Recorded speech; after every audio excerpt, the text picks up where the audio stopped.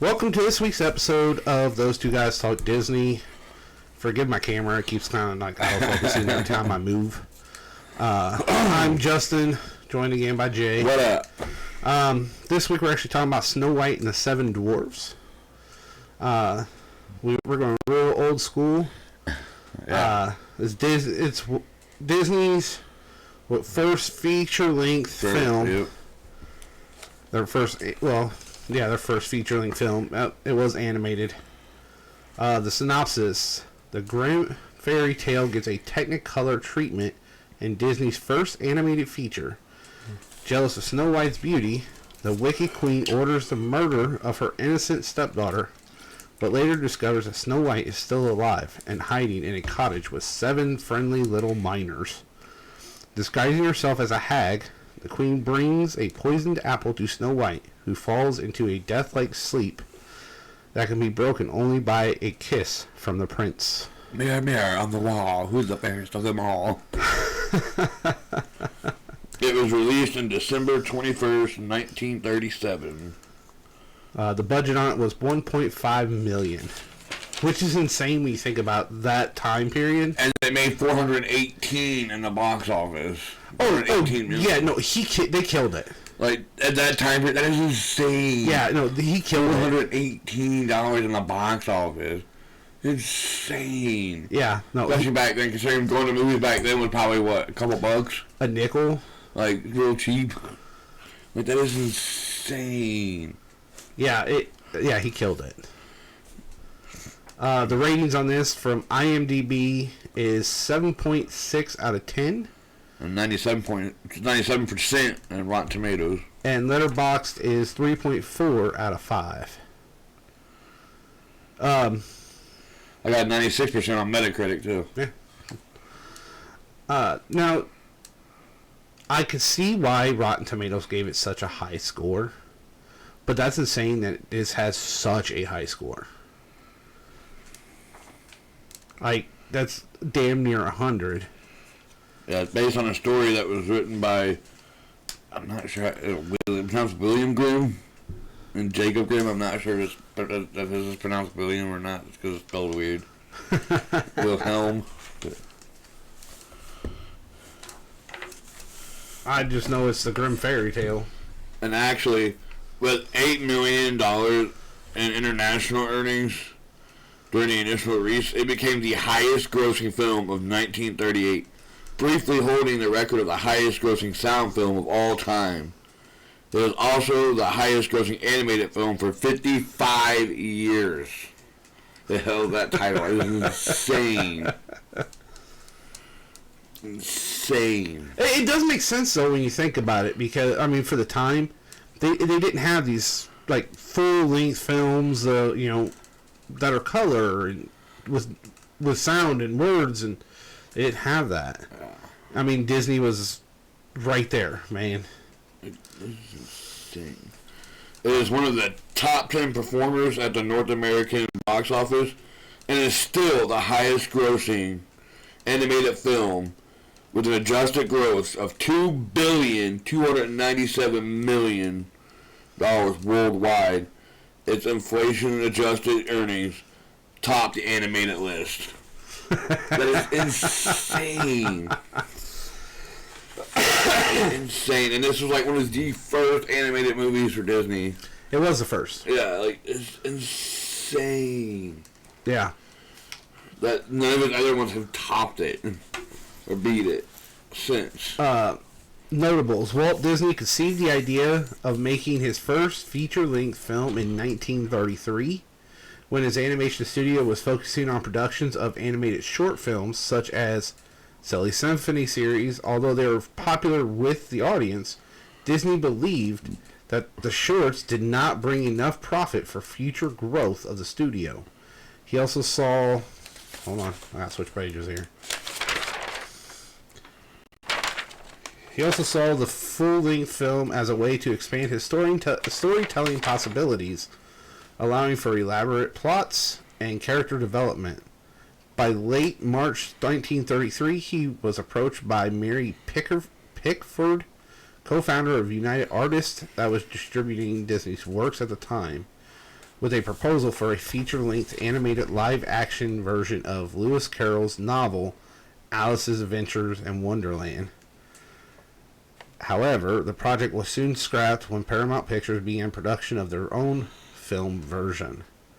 Disney then considered using the same concept for a film adaptation of Washington Irving's short story Rip Van Winkle, starring Will Rogers, but it did not work out either due to Paramount, which held the rights to the story, refusing to give permission. Disney settled on the Brothers Grimm's 1812 fairy tale Snow White in the spring of 1934. He had been familiar with the story since he was a teenager, having seen the 1916 silent film version, which he later cited as a primary reason for choosing Snow White for his first feature production. Disney had originally planned to produce Snow White as a silly symphony short, but reconsidered, believing that the story had enough potential for a feature film adaptation. It's kind of dark, though. Yeah. Honestly. I mean, come on, we have this evil stepmom/queen that literally hires somebody to go and murder her stepdaughter, that princess, who's hiding out in the woods with 7 little men. He formally announced his plans on Snow White and the Seven Dwarfs to the New York Times in 1934, estimating the film could be produced for a budget of $250,000, which was roughly 10 times the budget of an average silly symphony. The project, known as the Feature Symphony, was initially developed by a small unit of writers that Disney personally supervised before it was introduced to the studio staff at large on October 30th, 1934. When the basic story outline was completed, as some animators later recalled, Disney assembled them on the soundstage in the evening and acted out the entire story of Snow White for 3 hours, concluding the announcement of their first feature film. Wow. Snow White was nominated for a Best Musical Score at the Academy Awards in 1938. And the next year, producer Walt Disney was awarded an honorary Oscar for the film. This award was unique, consisting of 1 normal size plus 7 miniature Oscar statuettes. They were presented to Disney by Shirley Temple. Nice. It's kind of cool. Very cool. Do you want to get into the cast of this? Obviously, being this Voice cast. and animated, it'd be a voice cast. We had Adriana Caselotti, I guess that's how you pronounce it, as Snow White.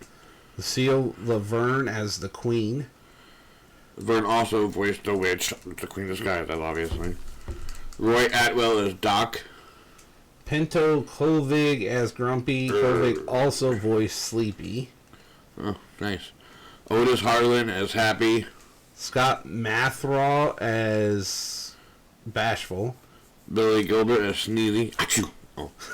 Who suffers from hay fever, obviously. Eddie Collins as Dopey. The clumsiest and most childlike of the dwarfs who communicates through sounds. Yeah, he doesn't actually talk. Pantomime instead of speaking. Harry Stockwell as the prince, a romantic young man who falls in love with Snow White and later saves her with true love's kiss. Ramoni Olsen as the Magic Mirror. And Stuart Buchanan as the husband. Question though, how do you fall in love with somebody who's in a deep sleep? He actually meets her before that. I've been a while, man. I literally just watched this earlier today. Never got a chance to get it watched before this, unfortunately. Yeah, like I said, I literally watched it earlier today with Kinley. So, the movie actually opens with the Queen talking to the magic mirror, and she said, "Slave within the magic mirror, who is the fairest of the land," or something like that. And he starts rambling on, and he says even putting her in rags does not help hide her beauty, and basically tells her, you know, you're not doing anything to help. You know, her lips are red, her hair is raven, and her skin is fair as snow or something like that. I don't remember exact wording. And she knew exactly who he was talking about, Snow White. So she gets upset, and then it cuts like Snow White, And Snow White's actually outside. She's scrubbing steps. And she's going to get more water out of the well. And she's talking to these birds that are just like hanging around her. And she tells the birds that the well is a wishing well. You just speak your wish into it, and she starts to sing. Because, you know, that's what Disney did at the time. Everything needed to be sung. And she started to sing into the well about how she'd really like to find her prince. And just kind of goes on and on about that. And how she would love to fall in love. And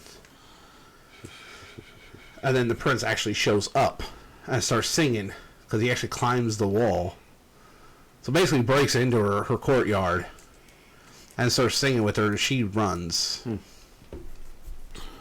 So, Walt Disney, quoting Walt Disney on choosing Snow White for his first feature film.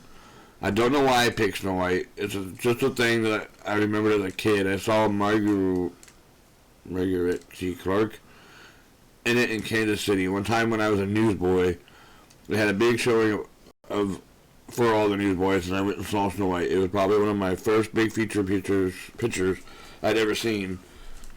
That was back in 1916 or something, somewhere way back. But anyways, to me, I thought it was a perfect story. I had the sympathetic dwarfs and things, and I had the prince and the girl, the romance. I had the heavy. I don't know what that means. Just thought it was a perfect story. The evil queen. She's the heavy. Oh, okay. If that's what it means, sure. We'll go with that. Never heard it put that way, but sure, we'll go with that. Then, after Snow White completely runs away from the prince, she is, then it cuts back to the queen, who is talking to the huntsman, who she tells to take Snow White to a meadow of wildflowers, let her pick them, and then kill her. And then gives him a box to actually put her heart into. Yeah. After she's dead, he's supposed to cut her heart out and put it in the box so that the queen knows she was killed. He can't go through with it. I know you're jealous, but how jealous you gotta be to kill your own stepdaughter? Yeah. Just to be the fairest in the land. So basically the most beautiful in the land. That's insane. Yeah. Thankfully, the huntsman couldn't go through with it. Yes, the huntsman couldn't go through with it. He actually told her to run, hide, don't ever come back. And instead, he killed a wild hog, wild pig, or hog, or warhog, whatever you call it. Cut its heart out and put it in the box and took to her. Yeah. So she actually starts running through. This is actually the word I was trying to say. This is actually where the movie actually takes it gets real dark all of a sudden, from the light, the brightness. All of a sudden it's real dark, and everything looks super scary. She's running through the woods, and of course all the eyes she sees, and she finally falls down, and she's crying, and then everything starts to lighten up, and it's animals. All the eyes she sees is just animals watching her run through the woods. But because she's upset, the woods look scary. Yeah. And then she actually asks the animals, "Do you know where I could go?" And they tell her, "Yeah." And they actually take her to a little cottage in the woods. Yeah. Now my thing is, why would you walk into a little cottage in the woods? I mean, you don't know who lives there, right? It's kind of insane to me. A little bit. But she sees how dirty the house is. Like, dishes stacked up, cobwebs never been swept, beds aren't made, and she decides to clean the house to make them want to keep her there. So her and the animals all clean the house, and I love how the animals were doing the dishes. The squirrels and chipmunks were doing it, and they were like, roll the dish to the deer, let the deer lick the plate clean, and then stack it up on the stack of clean dishes. Until she said, no, in the sink. Or in the basin, so then they started actually doing it the right way. But it was like, that was hilarious. Then you actually cut back over to, like, another two squirrels, and they're like, using their tails to sweep the floor, and they're just sweeping it under the rug. They're animals. What do they know about cleaning And she says, no, that's not the right way. So then they see a mouse hole in the wall, and they sweep it into the mouse hole, and then the mouse blows it all back out. They said they're animals. What do they know about cleaning? It was just funny. Another quote from Walt Disney on casting. I wanted to get a voice for Snow White that would be kind of away from every day, kind of off in another world. I was hunting for a certain quality voice, so I had a boy searching for voices. He went everywhere. I wanted someone who could sing, too, because I was going to use a lot of songs. So he kept bringing these people in. So one day he came in with a voice. I listened to it. I said, that's perfect. I said, she sounds to me like a 14-year-old girl.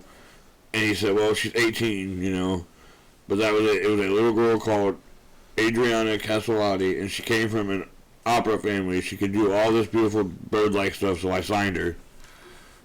That's all. That's the way to go, man. Yeah. That's insane. So she ends up getting the house cleaned up, and she's upstairs, and she decides she's going to lay down and take a nap. I love these animals because they all decide to climb in all these different beds, cover up, and take a nap too. So all the beds are just filled with animals. And then it cuts over to the dwarves in the mines working. And they're miners, so they're mining for gems. But you have Doc who's tapping on gems with one of them little magnifying, eyepieces. And he's looking at the quality and he's tapping on it. He drops it in a bag. Then he grabs another one. He taps on it. Doesn't sound right. He goes in the trash. And you have Dopey who picks up two and sticks them in his eyes. And which gives him 15 different eyes. So Doc smacks him in the head and knocks him out knocks the gems out of his eyes. Then you actually hear the clock go off, basically telling them it's the end of their work day. And they start singing, hi-ho, hi-ho, it's home, it's off we work, it's home from work we go. Yeah. And when they're going to work, it's off to work we go. Yeah. Sorry I wasn't paying that close attention to the song. Whistle while you work. I don't know. And they get home. They start getting closer to their house after they lock everything up. And Dopey has the key to the vault. Runs back and hangs it on a hook next to the vault. Yeah, because that makes sense. I was like, why? I really don't know why my camera keeps auto-focusing. It's really disturbing. I mean, I know my hands are moving around a lot, but man, it's auto-focusing a lot. Snow White and the Seven Dwarfs premiered at the Cathy Circle Theater on December 21st, 1937. The film received a standing ovation at its completion from an audience that included Judy Garland, Marlene Dietrich, and Charles Laughton. 6 days later, Walt Disney and the Seven Dwarfs appeared on the cover of Time magazine. 3 weeks later, it opened at the Radio City Music Hall in New York City and a theater in Miami in January 1938, in which the strong box office sales encouraged RKO Radio Pictures to place the film into general release on February 4th. It became a major box office success, becoming the most successful sound film of all time, which it displaced Al Johnson's The Singing Fool. 1928. Snow White would soon be displaced from this position by Gone with the Wind in 1939. Wow. That's still crazy, though. It is insane. Where was I? Oh, the doors, as they get closer, the animals here, and they all run out, but they leave Snow White sleeping on the bed. But they leave the door slightly open, and the dwarves are thrown off by it, and they're freaking out because somebody could be in the house. And so they're sneaking around the house looking, and they finally find her, and she somehow convinces them to let her stay. And then she realizes how dirty they actually are, and she actually makes them go wash up before they're allowed to eat, which pretty smart. Y'all been mining all day, and y'all ain't gonna wash your damn hands. Right. I really like was saying that. That's the second time. I heard it. Yeah, but yeah, they've been in this dirty mine all day. You think when they got home, they even want to shower, or, or at least bathe, whatever. Yeah, they don't. Clean up a little bit, you would think. Like, even being single, I still want to shower on a regular basis. Especially if I work somewhere dirty like that. Right. I can't, no. But the queen's still obsessed with seeing if she's the fairest in the land, finds out Snow White's still alive. And she starts hatching a plan to kill her stepdaughter herself. She decides that she is going to dip an apple in poison and convince her to eat it. Now, my thing is, what if she would have decided not to eat the apple? Yeah. I maybe she would have took a bite, didn't like it, and spit it back out real quick. Yeah. Like, what was she going to do? Shove it down her throat? Force her to eat it?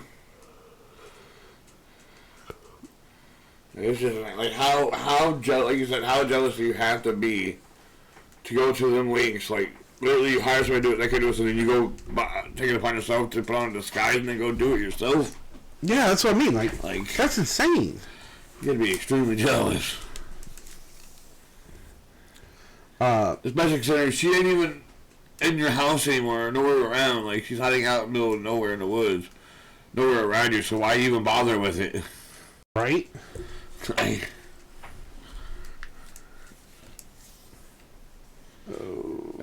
She had to be the fairest in the land. I know, it's stupid. Which never happens, by the way. No. Because no matter what she does, she's still not going to be the fairest in the land. No. So following the film's release, a number of Snow White themed merchandise were sold, including hats, dolls, garden seeds, and glasses. The film's merchandise generated sales of $8 million, equivalent over $100 million adjusted for inflation. The film's intellectual property has been franchised across a diverse range of mediums, including the broad musical, video games, and theme park rides. Snow White's success led to Disney moving ahead with more feature film productions. Walt Disney used much of his profits from Snow White and the Seven Dwarfs to finance a new $4.5 million studio in Burbank, the location at which Walt Disney Studios is located to this day. Within 2 years, the studio completed Pinocchio and Fantasia, and began production on features such as Dumbo, Bambi, Alice in Wonderland, and Peter Pan. The film's copyright was renewed in 1965, and as a published work from 1937, it will enter the American public domain on January 1st of 2033. Ding. American public domain, dude, that's the same. So, at the hag now. Hag. Instead of the queen, now she's a hag. She shows up at the cabin. She convinces Snow White to taste the apple because she says they're the sweetest apples and would be perfect for pies that she is making. Yeah. And she convinces her to take a bite. The moment she takes a bite, she, like, drops. And the hag thinks she won. Well, right about... The animals realized what was going on before it happened, so they went and got the dwarves. The dwarves showed up. They chased the queen up a mountain, and as she's trying to drop a boulder on them, the ground beneath her gives out, and she falls off the cliff, effectively killing the queen. Unfortunately, they still think Snow White is dead, but she is so pretty. This is literally what I said in between, like, the scenes. Said something about they still find her so pretty, even in death, they couldn't handle burying her, so they built her a coffin out of glass and gems. Or gold, glass, and gems. and they basically put her up in the forest, and they just kind of take care of her. My thing is, when did she start to rot? Like, I know you think she's dead. Wouldn't she run out of oxygen in there? Because obviously she's not dead, she's still breathing. But they go back and they actually open it. Really? And they start putting flowers all around it. Then the prince shows up and kisses her, and boop, she's awake. But why? She went boop, boop, Julie. Yeah, I kind of like just kind of jumped in there with that. That light is really annoying, by the way. Yeah, I don't know what's going on with it. I really hope it's not about to go out because that's gonna be a pain to get out there and change that bulb. I know. But yeah, she just the idea that you would travel through, realize that's where your true love is. You decide to take off the top of the coffin. You think she's dead. You decide to kiss her. Yeah, that's my thing. Like, you see this body in this coffin, you would your mind would automatically assume it's a dead person. So what makes you take the lid off and kiss a dead body? That's weird. I don't understand. Because I've seen a body laying in the coffin like that. I sure ain't think, oh, I'm going to pop that lid and kiss her because she looks so pretty. No. Not happening. You ain't gonna kiss a pretty lady in the coffin, Jay? No. No. But wouldn't that also technically mean she is now queen instead of a princess? She would be, yes. Seeing how the evil queen is now dead? Yeah, technically she would be the queen, yes. No, not that it ever mentions that, but yeah, technically she would be. If her stepmom is now dead. And technically she would be, if her dad was, if that was just her stepmom, wouldn't it mean her dad was the one that was actually king? Yes. So therefore, technically she would be the rightful heir to the throne anyway. Well, yeah, she already would have been, but if the living queen is still there. Well, I know, but yeah, technically now she would technically be queen. And that's got to suck to be for the evil queen too. You're so tough. Because not only do you not become the fairest in the land, but you die the hag that you were disguised as. So you actually die the ugliest in the land. Well, I think that's another reason she was trying to kill her off, because she knew once she was of age or whatever, she would rightfully take the throne. Yeah. And she didn't want to give up that power. I mean, I can't really say that blame her. I mean... Anyways. But yeah, I mean, to me, it's just... That's crazy. Walt Disney's Snow White and the Seven Dwarfs was released for the Game Boy Color system in 2001. Why? I did not know that. I didn't either. Snow White also made an appearance on the PlayStation 2 game Kingdom Hearts, which that's not that's not surprising. As one of the 7 fabled princesses of Heart, which is not surprising. A world based on the movie Dwarf Woodlands appears in Kingdom Hearts Birth by Sleep for the PSP, again, not surprising. Nope. In 2013's free-to-play mobile game Snow White's Queen's Return, also known as Seven Dwarfs: The Queen's Return, an uncanonical continuation of the film. The Queen has survived the fall of the climax of the film, then reverted to her youthful form to cast a curse on Snow White and the dwarfs and their entire forest. Okay. The World Builder video game, Disney Magic Kingdom, includes Snow White, all the Seven Dwarfs, the Queen, the Prince Charming as playable characters, as well as attractions such as Magic Mirror on the Wall, Seven Dwarfs Cottage, Seven Dwarfs Mine Train, and Snow White's Scary Adventures. I don't think I know any of the Snow White games, by the way. I don't either. I've never seen any of those. But the last one you're talking about, I think Christina owns it. So I think I've seen her. I mean, play. other than Kingdom Hearts, I know Kingdom Hearts. That does not surprise me at all. I do know Kingdom Hearts. I know of Kingdom Hearts. I've never actually played Kingdom Hearts. I have a little bit, but that's because of Jericho. But it doesn't surprise me because that's basically what that game is full of, just like all kinds of different Disney stuff and stuff like that. So like, it doesn't surprise me. That's in that one. The first Disney produced musical on New York stage, unknown Mary Jo Salerno plays Snow White. Disney produced Snow White and Seven Dwarfs televised Snow White live. As a Radio City Music Hall, music and lyrics from the new songs were created by Jay Blackton and Joe Cook. respectively, titles included Welcome to the Kingdom of Once Upon a Time and Will I Ever See Her Again. It ran from October 18th to November 18th, 1979, and January 11th to March 9th, 1980. A total of 106 performances. A cast album was issued by Buena Vista Records, Walt Disney Snow White at Radio City on Records. Okay.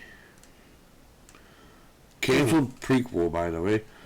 In 2000, Disney Toon Studios began development on a computer-animated prequel to Snow White and the Seven Dwarfs titled The Seven Dwarfs. Director Mike Disa and screenwriter Evan Spilopoulos, I guess that's how you say that. It's a story explaining how the dwarfs met and how the evil queen killed Snow White's father and took the throne. According to Disa, Disney Toon management changed the prequel's plot to center around how Dopey lost his voice upon witnessing the death of his mother. After Disney purchased Pixar in 2006, John Lasseter, Disney Toon's new chief creative officer, canceled The Seven Dwarfs. Oh. Well, apparently they were working on a prequel, but somebody decided to say, nope, not doing that. Probably a good thing, though, because it probably would have just ruined it all if you would have. To just leave it alone. I know there is a live action adaptation. It says in October 2016, well, it was announced, but it is now being released this year. Oh, no, there's several different live action ones. No, by Disney. Out there. No, by Disney. So it's literally the live action version of their film. Yeah. Yes, there is 100 different Snow White movies, like Snow White and the Huntsman, and there's a ton of them. And it just tells, and that's more based on the Brothers Grimm book, not the Disney-fied Snow White. That's what I said. Yeah, right, live action adaptation. Made article Snow White 2025 film. The film is scheduled for release on March 21, 2025. Guess what this is going to be this month? That is coming out like next week. Talking like January 12th. And you go all the way down here, yeah, so the film is scheduled to release on March 21st. So it actually started, they started working on it back in 2016. It was announced, and now they're just now getting in 2025 and release it. Yeah. That is insane. Behind the scenes exhibition titled Snow White and the Seven Dwarfs, the creation of the classic took place at the Walt Disney Family Museum from November 15th to 2012 to April 14th, 2013. The event celebrated the film's 75th anniversary by displaying more than 200 pieces of rare concept art and animation, and also detailed the entire story of the film production, its release, and the worldwide recognition it has earned through the years. 2 extensive companion books, the rarest one of all, The Making of Walt Disney Snow White and the Seven Dwarfs, and Snow White and the Seven Dwarfs, the art and creation of Walt Disney Classics animation film, were written by J.B. Kaufman and published by Weldon Owen on October 16, 2012. Wow. That's insane. Huh. I like this, and I didn't even think about this one. Other appearances. The Seven Dwarfs made several appearances in shorts, and despite their popularity, they were too numerous to animate effectively. Or efficiently, my bad. Commission shorts, The Standard Parade, The Seven Wise Dwarves, using mostly recycled footage, All Together, and Winged Scrooge, all including appearances. And the 1984 film Gremlins features a cartoon in the theater scenes. Nice. They're actually watching it in the theater. Yeah, the Gremlins are. About that. At the end of the 2022 Marvel Cinematic Universe film Doctor Strange in the Multiverse of Madness, Wanda Maximoff's sons can be seen watching Snow White and the Seven Dwarfs on the television in the theater. A clip of the Queen as the Witch appears in the credit sequence of the 2024 MCU television series Agatha All Along. That's cool. Of course, man, and that's all Disney. So they're gonna rock that back. They're gonna throw that in there because they might as well. That's pretty cool. Teen J.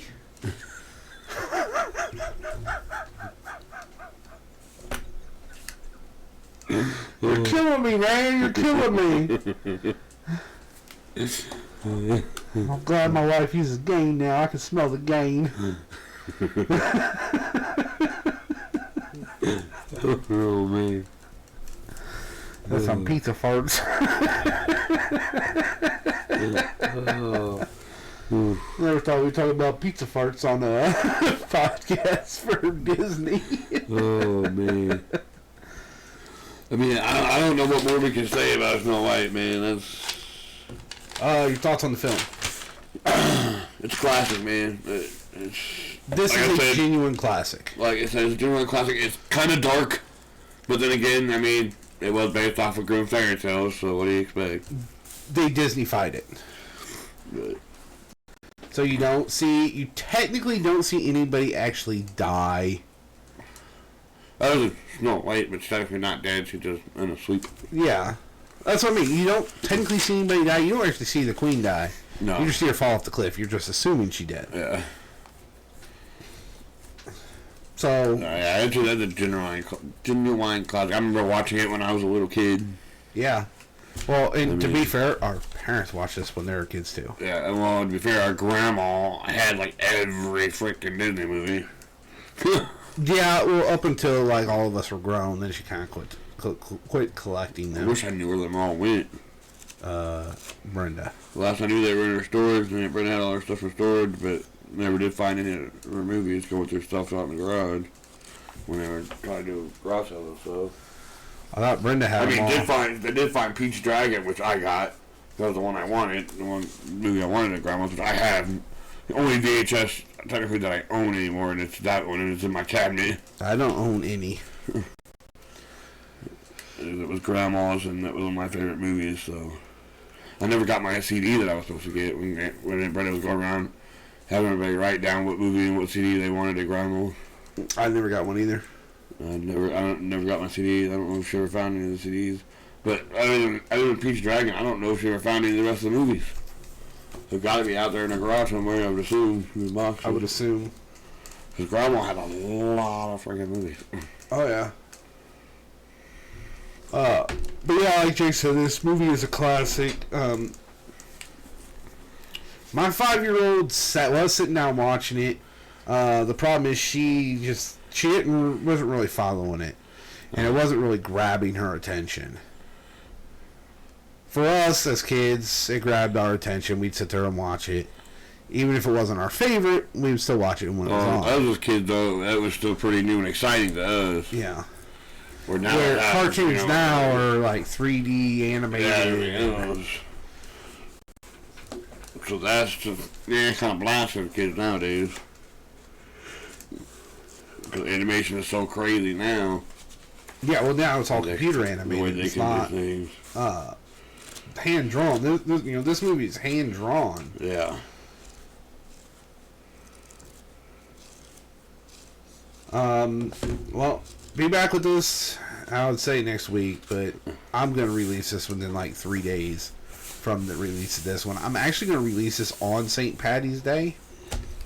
Not this movie, the next movie will actually be released on St. Patty's Day. I'm actually going to put it out there because we basically skipped a week because it was like, well, we got to find time to record. Well, when am I off? When am we off? Work schedules, man. When can we watch these movies? Work schedule. I mean, the next movie is Luck of the Irish. We are going to put on hold any series for now. Only until we can get ahead. Then we'll go back to doing series 2. Because that's one of our biggest issues. Right now is making sure we're watching everything. I mean, even Jay said he didn't even have time to watch this film. Yeah, I didn't get he just knows this film because we've seen it so much. Yeah. Which is one of the reasons it was good to choose this movie. Well, and how can you not discuss this movie discussing Disney? I mean, it is like the first Disney animated movie. Yes. But join us in the next couple of days for Luck of the Irish, and we'll be back with you guys then. Catch you on the flip side.